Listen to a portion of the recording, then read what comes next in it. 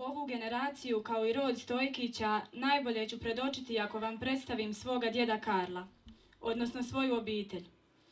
Moj djed Karlo živio je u Gorancima. Mirovinu je stekao radeći na željeznici u Mostaru i kao poljar u Gorancima.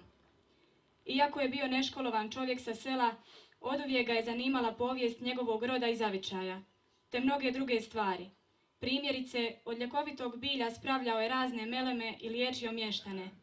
Brijao i šišao svoje susjede, vadio im zube, potkivao konje, svirao gusle i tako dalje. Zanimalo ga je mnogo toga, a posebno ga pamtim po tome što je bio iznimno pedantan i uredan čovjek. Često mi je znao reći: kada nešto radiš, radi kako Bog zapovida ili nemoj nikako raditi. Moj pokojni otac Ivan mnogo je toga naslijedio od svog oca Karla. Također je jako dobro poznavao svoje rodoslovlje, kao i mnoge druge rodove u Župi Goranci. Bio je čovjek vjernik, čovjek od reda i rada i s punim pravom mogu biti ponosan na njega. Moram spomenuti dvije žene koje su odredile moj život kao i živote svih nas. Mi muškarci to nerado priznajemo, ali u odgoju i stvaranju obitelji najveću ulogu su imale i imaju žene. Ja se toga ne stidim. Dapače, ja sam ponosan na svoju pokojnu majku Maru i baku Ćorušu. Te dvije velike žene su me odgojile, pa zato često za sebe kažem da sam zapravo imao dvije majke. Baka Ćoruša se u punom smislu ponašala i kao majka mojoj majci Mari, koja je u djetinjstvu ostala bez roditelja. Baka Ćoruša je zapravo bila majka svakom čovjeku kojeg je poznavala. Iako često nije bila u mogućnosti, otkidala je od svog zalogaja da bi drugoga nahranila i pomogla mu.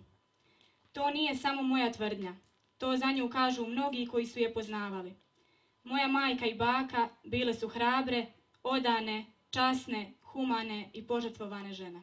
Dame i gospodo, pozdravljam vas u ovom prekrasnom miljeu, a večeras nas je ovdje okupio naš autor Viktor Stojkić, kojemu, eto, Božjom providnošću dogodi se da je prije 2 mjeseca i 4 dana, 7. svibnja, promovirali smo knjigu u Hrvatskom domu Hercega Stipana Kosače, na onaj dan, na dan kada su zaustavljeni tenkovi u Pologu, a gdje je jedan od glavnih, ako ne i glavni akter, bio upravo Viktor Stojkić.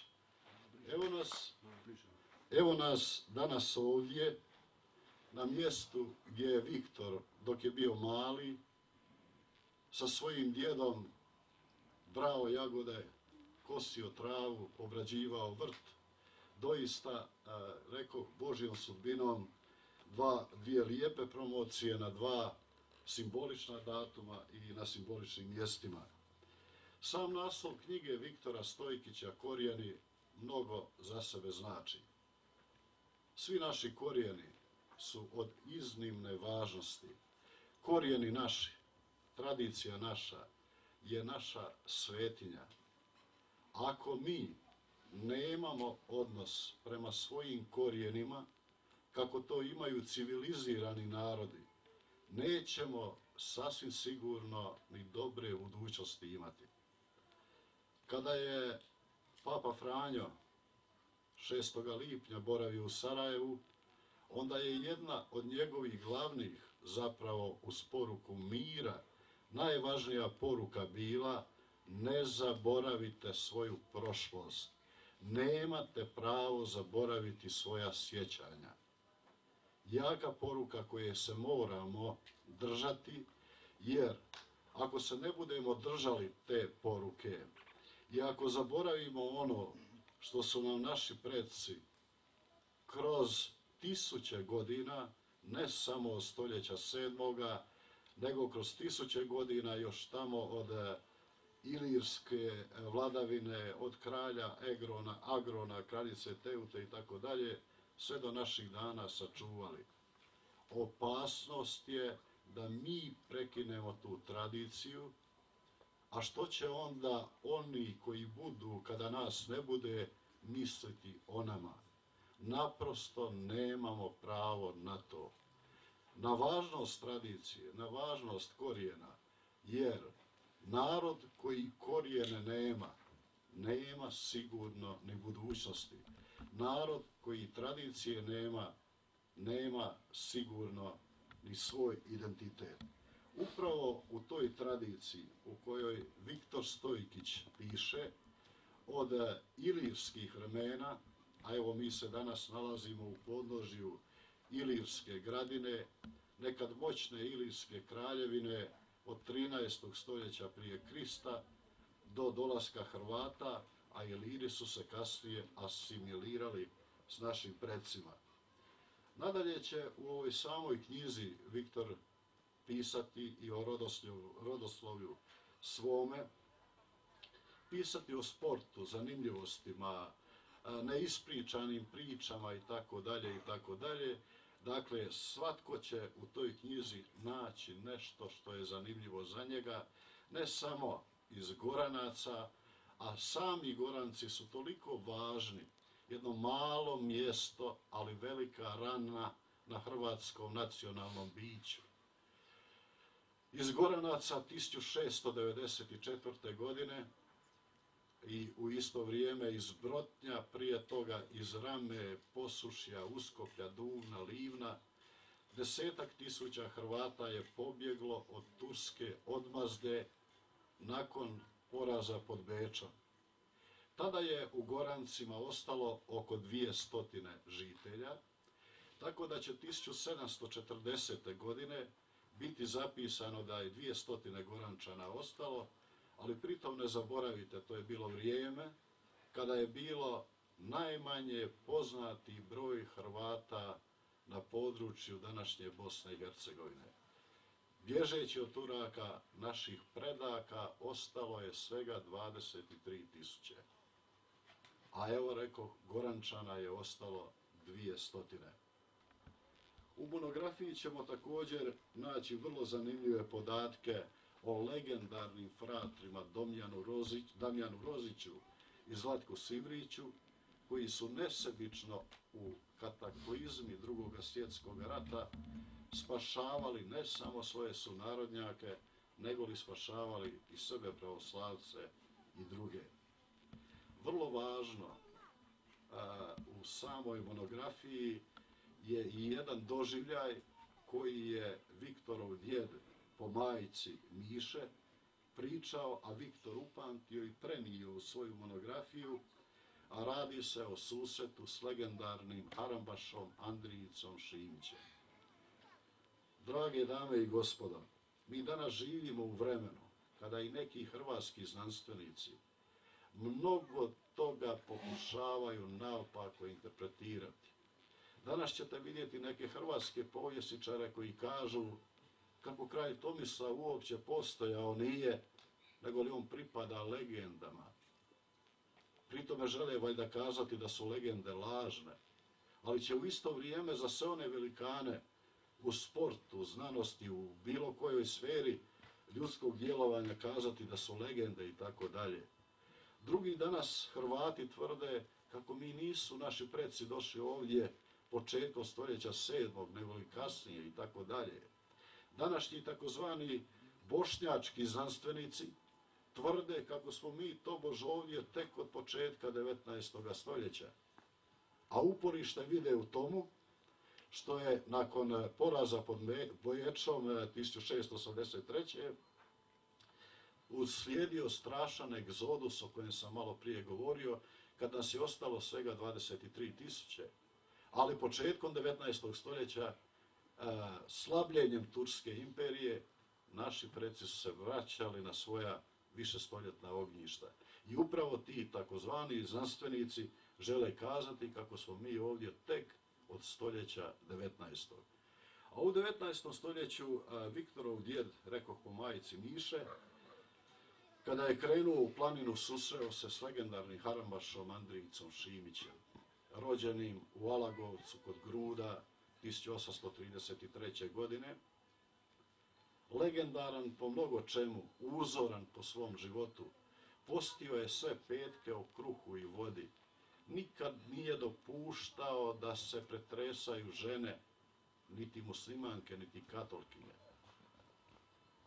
Živio je uzornim kršćanskim životom, a nevolja ga je natjerala da ode u Hajduke, jer mu je Turčin obeščastio sestru. On ga je ubio, bacio u jamu i potražio spas po stazama i bogazama šuma, hercegovački, dalmatinske zagore, Vran planine i tako dalje i tako dalje. No Andrijica Šimić i uvijek iz tih, kako ih je Viktor nazvao, neispričanih priča, mnogo toga možemo naučiti. A iz sudbine Andrijice Šimića vidjet ćemo da ga je izdao njegov kum Ante Garac, koji ga je prokazao tadašnjim vlastima, zarobili su ga i odrobijao je 30 godina u Kopru. I kada se vratio s robije ukazom cara Franje Josipa, bio mu je živ Ante Garac, a kada ga je izdao, izrekao je kletvu da Bog da moje noge nad tvojom glavom stale. Vidjet ćete, ta se kletva ostvarila. No za života Andrijice Šimića po izlasku iz zatvora nikada se nije želio niti jednom riječju osvetiti svojim izdajnicima. I kada je krenuo na ispovijed 5. veljače 1905. dakle prije 110 godina, nedaleko od kuće svoga izdajice kuma Ante Garca, doživio je infarkt, naslonio se na kuću i umro. A vidite sada sudbine, kako to često u životu biva, taj njegov izdajica 2 dana ranije je umro. Andriničina kletva se ostvarila u groblju u Runovićima, Andriničine noge su nad glavom izdajnika Ante Garca. Danas, kada Hrvati kažu kako su Hajduci tobože bili nekakvi teroristi, uglavnom negativne konotacije im pridajući, pritom zaboravljamo. U jednoj velikoj Britaniji, diljem Britanije, preko 200 spomenika je koji su podignuti Robinu Hoodu. Veliki Englezi se dive svome narodnom junaku, a mi eto želimo pokatkad kazati kako to nije vrijedno. Nadalje ćemo u samoj monografiji vidjeti i priču, zgodu o životu Alekse Šantića. Dakle, u cijeloj monografiji Viktor se doista držao načela dobra i zla. Napisao je svoju monografiju popularno-znanstvenim stilom, lako čitljivom, i odužio se svojim precima i u nasljedstvo svojim pokoljenjima ostavio iznimno vrijednu monografiju. A kada o tomu govorimo, onda se prisjetimo i svetoga Ivana Pavla II. Koji je rekao: domovina nije teritorij. Domovina je spoj teritorija i naslijeđene kulture.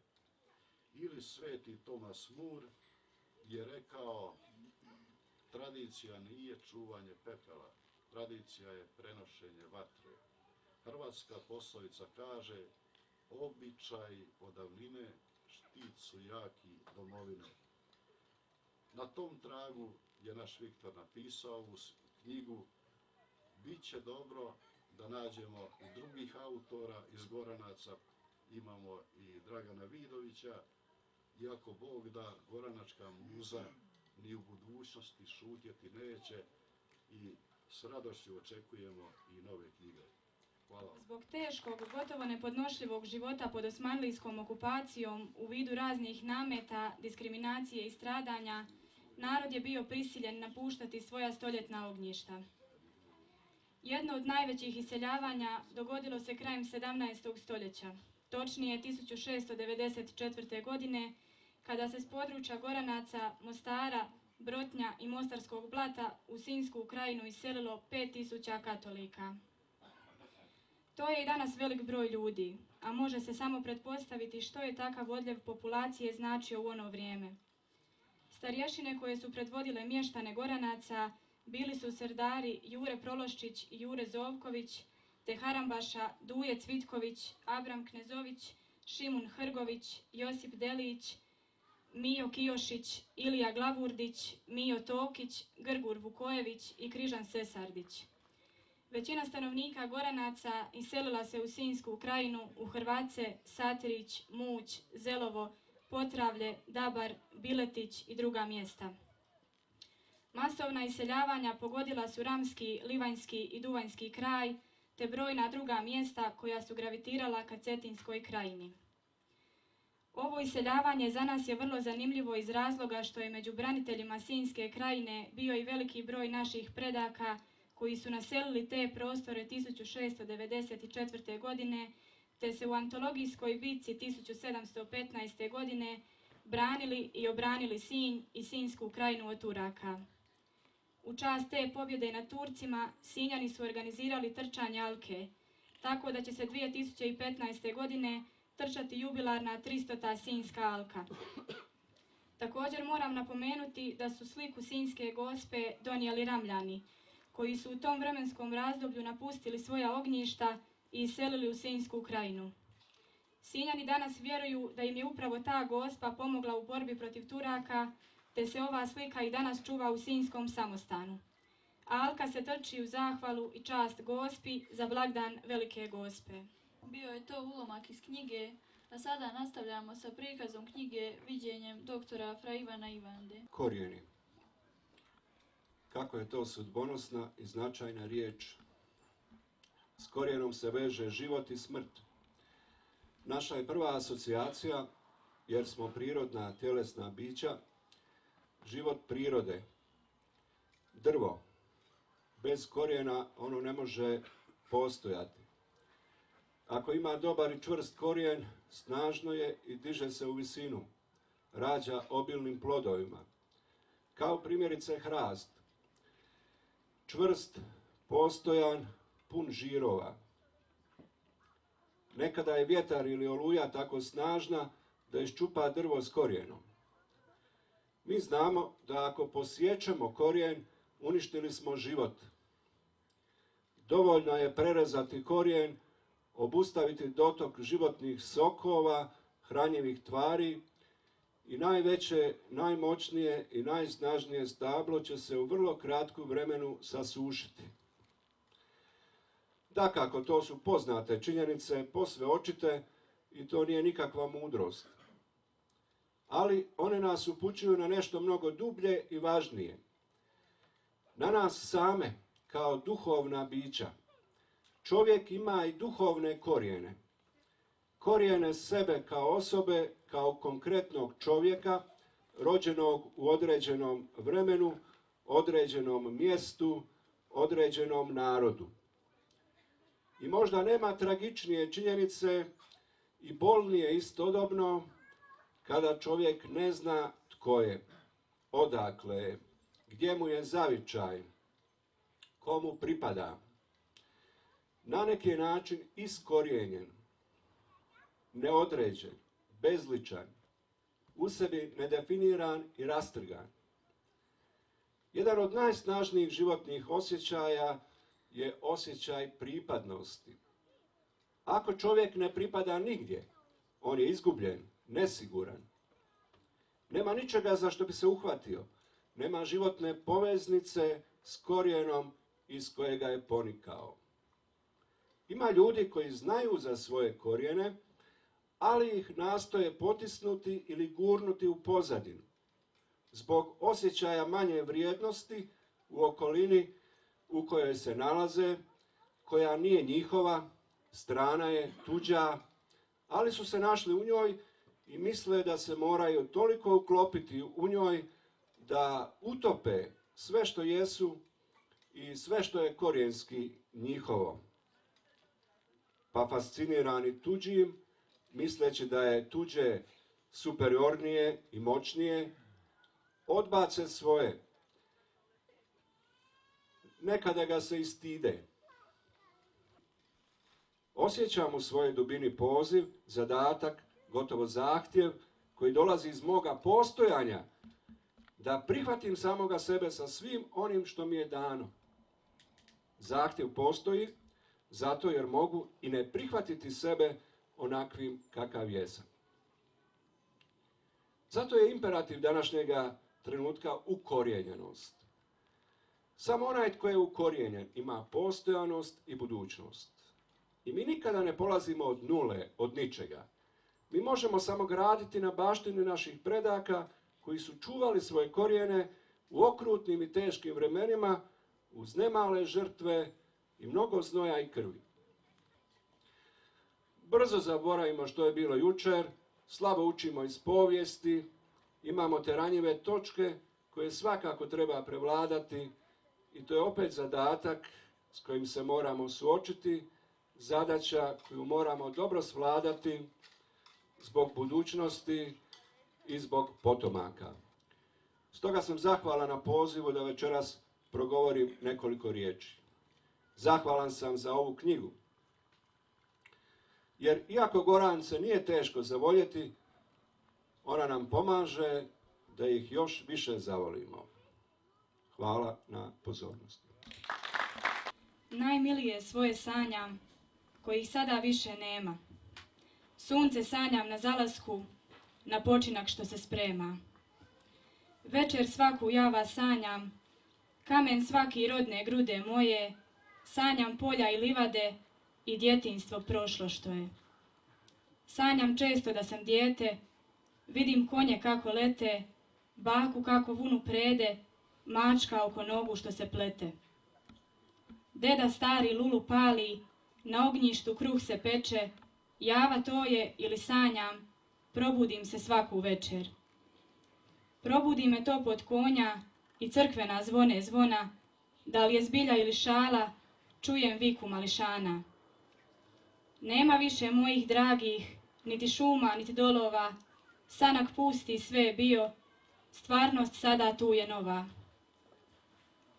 Dragog oca više nema, niti majke naše mile, stare kuće pradjedova, niti ognjišta da nas grije. Unuke ja sada gledam, što u krilo meni lete, ni to davno nije bilo, kad sam i ja bio dijete. U naručju svoga djeda, ponosno sam ja sjedio, od mene tad nitko nije sretniji na svijetu bio.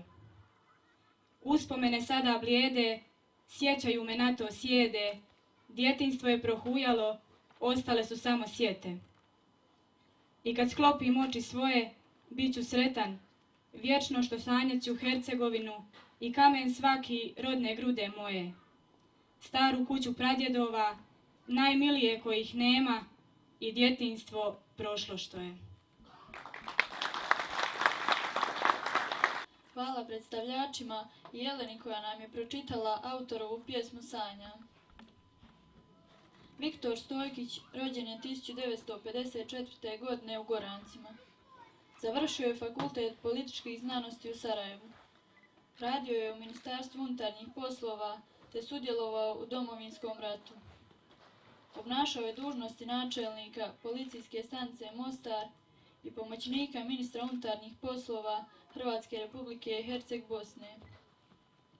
Dragovoljac i veteran Domovinskog rata, pukovnik HVO-a, umirovljen 2007. godine.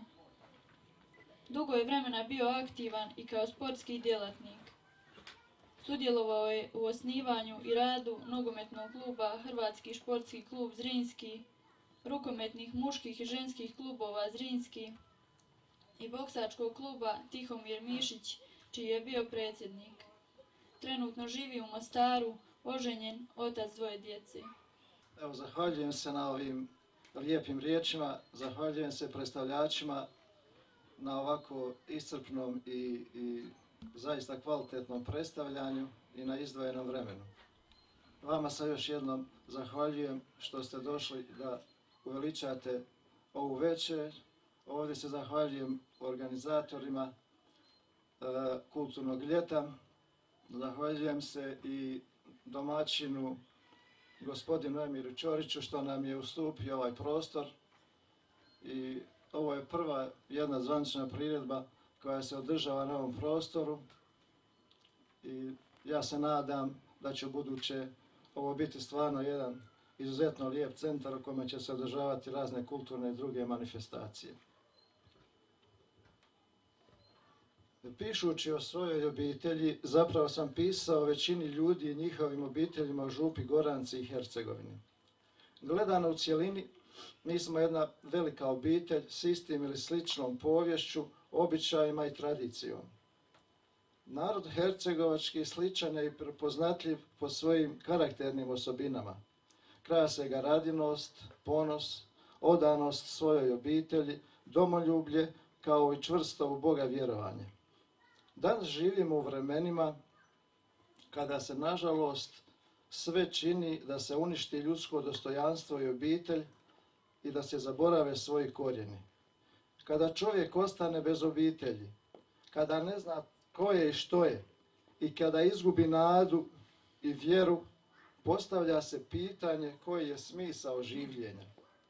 Zato jedan od razloga nastanka ove knjige, moj skromni pokušaj da se spriječi opća otuđenost, koja je glavni uzrok svih negativnih posljedica po ljudski rod i ljudsko društvo. Naime, na trenutnom stupnju civilizacijskog napretka, u svakodnevnoj borbi za rješavanjem osnovnih egzistencionalnih pitanja, ljudi sve više se udaljavaju i međusobno tuđuju. Cijenu civilizacijske evolucije skupo plaćamo, progresivno gubeći kontakt kako sa širom obitelji i prijateljima, tako nažalost i unutar najuže i najintimnije životne zajednice. Pojava općeg otuđenja, čovjeka od čovjeka, prirode od čovjeka, Boga od čovjeka, motivirala me da napišem ovu knjigu. Čekaju nas teška vremena i preživjeti će samo oni koji budu najjači. Mi uvijek tražimo uzore u drugima. Naši roditelji i naši preci trebaju nam biti najveći uzori. Poštujmo svoje roditelje i njihovu žrtvu, jer oni koji ne poštuju roditelje, ne poštuju ni Boga, ni bližnjega svoga. Zemlja sveta i kleta i razapeta, ponosna, nikad pokorena, dostojanstvena i božanstvena, Hercegovina, to zemlja je moja, raj ovozemaljski, zemlje takve nigdje nema. Evo na kraju da se zahvalim svima koji su sudjelovali u ovom projektu, od nakladnika, Napretka, Mostar, Dubrovnik, zatim od recenzenata gospodina Marka Dragića, profesora doktora i profesora doktora Ivice Puljića, lektora Stjepanu Galiću, korektoru Mireli Francetić, suradnicima Peri Mariću i Andreji Francetić, na uređenju korica Vedran Stojkić, grafička priprema Darko Panđa, tisak Gagro, Miro Mostar, zatim gospodinu Mandiću Nikoli, Draganu Vidoviću, domaćinu, predstavljačima. Zahvaljujem se svima vama još jednom što ste došli ovdje i onda posebno zahvala mojoj obitelji, jer bez njene pomoći ja ovo ne bi ništa mogao napraviti. Ne zaboravi kamen hercegovački, pretke i svoje podrijetlo, tvoj dom, ma gdje bio, tvoje sve bilo ti sveto. Ne zaboravi hercegovačko nebo plavo i vrelo sunce nad Mostarom, daljina neka te ne razdvaja, Hercegovinu voli istim žarom. Ne zaboravi hercegovačku zemlju svetu i Gospu Međugorsku, u vjeri budi jak i širi ljubav cijelom svijetu. Ne zaboravi Hercegovinu, u srcu je nosi, čuvaj je kao oči svoje, Hercegovina to je majka naša, ma gdje bio njome se ponosi, ne zaboravi sine, ne zaboravi. Promocija knjige Korijeni se realizira u sklopu Kulturnog ljeta Župe Goranci.